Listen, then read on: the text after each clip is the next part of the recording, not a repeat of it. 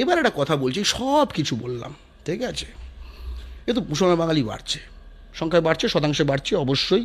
সে মোটামুটি 19-20% ছিল 1951 সালে, আজকে সে শেষ জনগণনায় 27%, রাইট? ভয় যদি ঘাড়ে চেপে বসে,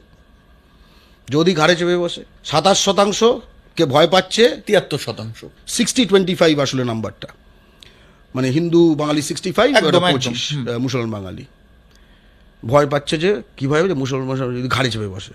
একটা স্ট্র্যাটেজিক কথা বলতে চাই, ঠিক আছে? ধরো হিন্দু বাঙালি টু হিন্দু বাঙালি টক হচ্ছে, ঠিক আছে? কোনো মুসলমান নেই, নিজেদের মধ্যে কথাবার্তা, ধরো, ঠিক আছে, যেরকম মুসলমানরা নিজেদের মধ্যে কথাবার্তা বলে মুসলমান বাঙালি, কোনো হিন্দু নেই, তখন কথাবার্তার অন্য একখানা ধরো না, সেটা স্বাভাবিক পরিসর।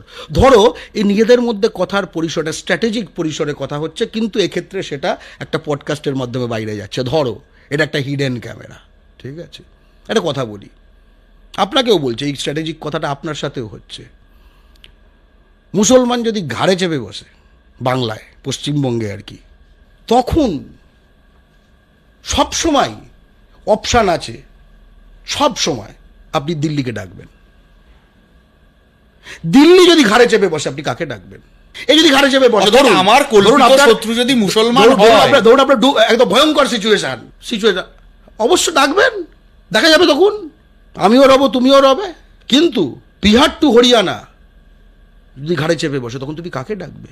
আজকে তোমাকে কাশ্মীর মনে করে, তখন তোমাকে মানুষও মনে করবে না, এখনো মনে করে না, তুমি কাকে ডাকবে? এই সিদ্ধান্ত যদি আমাদের ভুল হয়, হিন্দু বাঙালি ইতিহাস কিন্তু ইতিহাস বলবো আমাদের ভবিষ্যৎ প্রজন্ম আমাদের এই হিন্দু বাঙালি এই প্রজন্মকে ক্ষমা করবে না। আমরা যেরকম অনেক ক্ষেত্রে আমাদের 40-এর দশকের প্রজন্মকে ক্ষমা করতে পারি না, আমরা যেরকম এক অর্থে আমাদের 1750-এর দশকের আমাদের প্রজন্মকে ক্ষমা করতে পারি না, একই রকমভাবে এই প্রজন্মকেও কিন্তু ক্ষমা করবে না। এবং এই প্রজন্ম মানে এইবারের ভোট শুধু না, এটা একটা সময় কালের কথা বলছি আমি। যদি আমরা আমাদের কয়লা, আমাদের তেল, আমাদের উপকূল এটা কন্ট্রোলে রাখতে পারি, আমাদের জনবিন্যাস আমাদের কন্ট্রোলে রাখতে পারি, মুসলমান বাঙালি যারা পশ্চিমবঙ্গে তাদের 2টো বাচ্চা, আমাদেরও 2টো বাচ্চা, একটা জায়গায় গিয়ে আমাদের জনশতাংশের একখানা স্থায়ীকরণ, টোটাল পার্মানেন্ট পিস, আমরা তাই চাই। আমরা একখানা আধুনিকতামুখী প্রগতিশীল বাঙালি জাতীয়তাবাদী ভবিষ্যৎ চাই।